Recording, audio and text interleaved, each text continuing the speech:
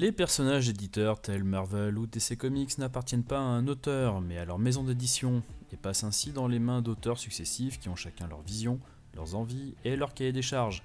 Les personnages de ces maisons ont leurs origines, psychologie et motivation revues et revisitées, avec plus ou moins de talent et de contradictions, que ce soit pour les moderniser, les rajeunir, pour ajouter un peu de contenu, et peupler ainsi leur passé de nouveaux personnages, créer du lien, voire créer des twists scénaristiques what the fuck.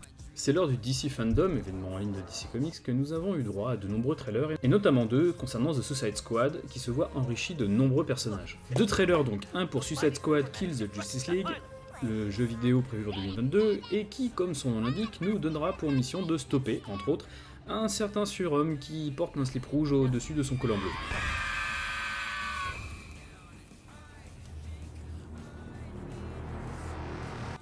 Et un second pour la suite du film, pas vraiment acclamé, de Suicide Squad. Trailer qui nous confirme que l'identité visuelle du premier volet sera conservée puisque celui-ci consiste en une succession de name-dropping de personnages inconnus du grand et même du petit public. Je vous propose donc un retour sur la distribution, et même retour de la distribution, puisque les plus grands noms du premier opus seront bien présents, à l'exception de Deadshot, incarné alors par Will Smith. On débute par Amanda Waller, qui recrute donc pour son escadron suicide. Diplômée en sciences politiques, Amanda est agent fédéral qui a connu un drame familial, puisque son mari, un de ses fils et une de ses filles ont été assassinés. Fondatrice de l'agence, elle découvre l'existence d'une ancienne unité, la Suicide Squad, dont elle formera la troisième occurrence.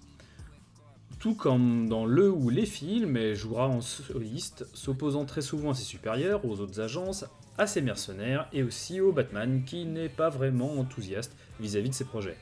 Si de manière générale ses buts sont plutôt louables et faciles à comprendre, il en est tout autrement des moyens employés. A noter que Suicide Squad n'est pas la première apparition cinéma d'Amanda puisqu'elle apparaît aussi dans The Green Lantern. Oui, le film que tout le monde veut oublier.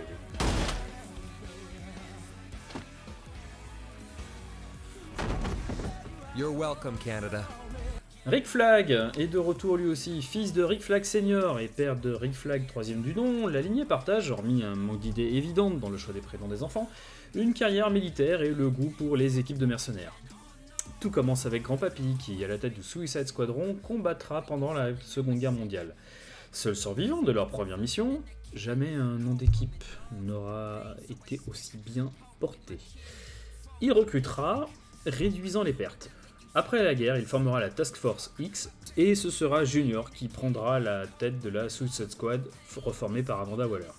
Sauf que twist, Junior serait en fait un soldat ayant subi un lavage de cerveau pour se croire fils de Senior et sous contrôle d'un général US.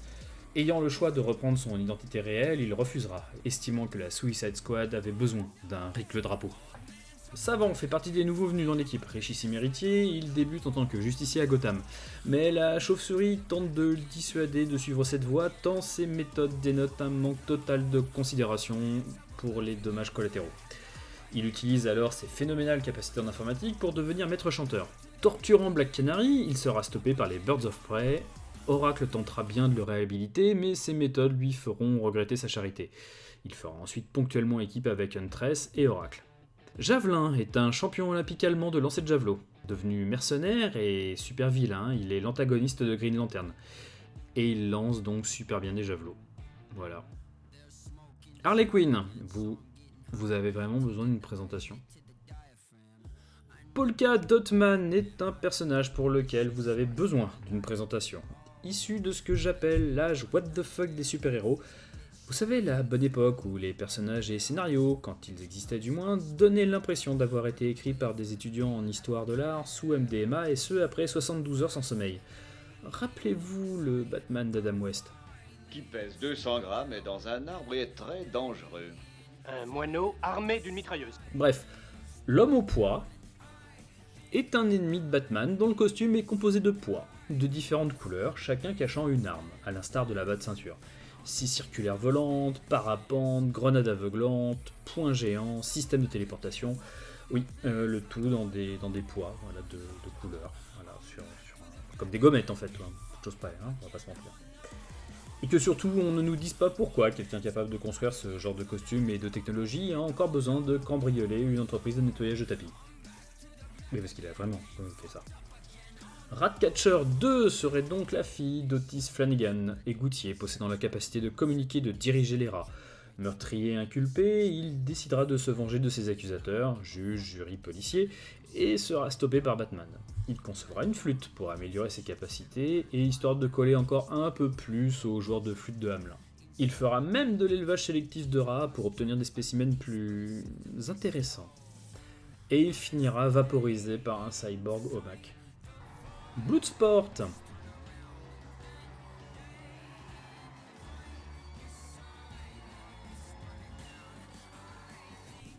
Mentalement instable, des flingues, des envies de meurtre, bref, un pitch de personnage random donc. À ceci près que Robert Dubois a laissé son frère prendre sa place durant la guerre du Vietnam. Son frère malheureusement reviendra amputé des 4 membres. Il se lancera alors dans un bas de violence et de sang manipulé par Lex Luthor. Il est armé par la LexCorp pour combattre Superman. D'ailleurs, sans l'intervention de Jimmy Olsen, il aurait achevé le Kryptonien. A l'instar de certains de ses collègues, il aura plusieurs incarnations, et notamment celle d'Alex Trent, un suprémaciste blanc tué par son propre gang pour avoir montré de la faiblesse au combat. King Shark est le fils du dieu requin, ou à moins que ça soit juste un mutant. Il commence sa carrière criminelle par des enlèvements et meurtres aidés par sa propre génitrice. Capturé, battu, au sens premier du terme, puis recapturé par Superboy, il sera directement recruté par Amanda Waller dans le cadre de la Task Force X. Il sera aussi un antagoniste pour Batman et bien évidemment pour Aquaman. Mongal est une extraterrestre, sœur de Mongul le Jeune, fille de Mongul le Vieux. Elle croise Superman avec son frère jumeau, le combat, devient reine d'Alemra et rejoint l'Alliance Alien, un groupe de survivants des planètes dominées par l'Impériex. Thinker est un autre vilain aux multiples incarnations. Il est originellement un ennemi de Flash avant de rejoindre l'Injustice Society, puis la Suicide Squad. Procureur, il passa de l'autre côté de la barrière, vendant ses services en tant que planificateur et éminence grise de la pègre de Keystone City. Sol Soria serait l'incarnation cinéma de Juan Soria, obsédé par la Justice League.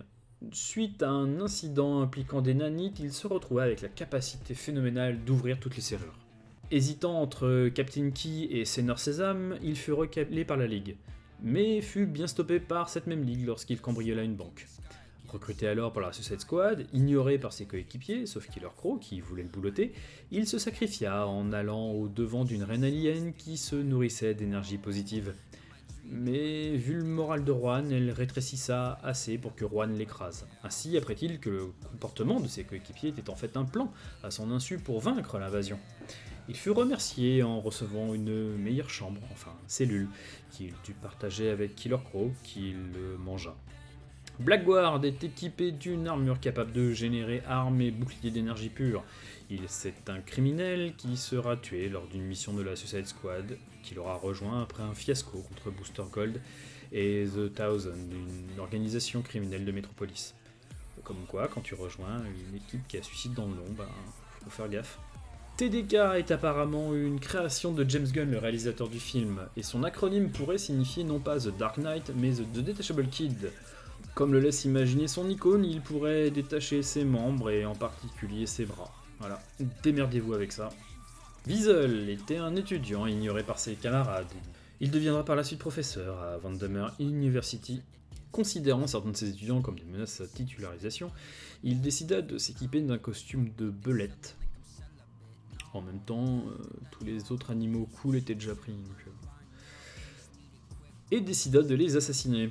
Voulant s'en prendre à l'avatar de Firestorm, il sera incarcéré et rejoindra vous savez qui. Et il mourra en mission, bien évidemment. Et assez rapidement.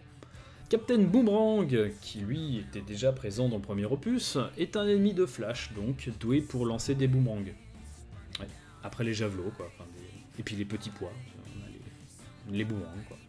On le savait déjà, ceci dit, pas de surprise au niveau boomerang. En tout cas.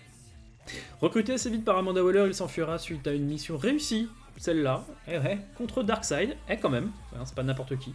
Se découvrira une descendance en la personne d'Owen, qui l'entraînera avant de s'entretuer avec Jack Drake, le père de Tim. Owen reprendra l'identité de son père, et pour laver son honneur, il rejoindra les Outsiders. Peacemaker, de son vrai nom Christopher Smith, est un diplomate qui, quand il ne réussit pas dans le cadre de ses missions pacifiques, Mais un costume bien kitsch passe à l'armurerie et défonce les dictateurs à coups de M16. Bon, en fait, c'est un peu plus compliqué que ça.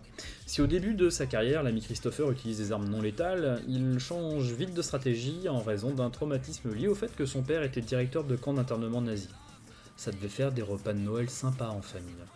Croyant être hanté par l'esprit de son père, puis plus tard par les fantômes des victimes directes ou indirectes de ses propres actes, stocké dans son casque pour le conseiller, le nom de code sera aussi utilisé par 3 autres personnages.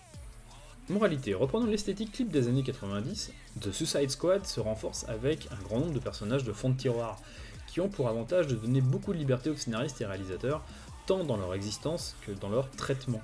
Il va cependant falloir faire avec un casting agrandi, même si un certain nombre de personnages ne devraient pas voir le générique de fin. Quant aux jeux vidéo, on imagine déjà toute une ribambelle de DLC et de Season Pass pour intégrer toute cette bande de joyeux losers.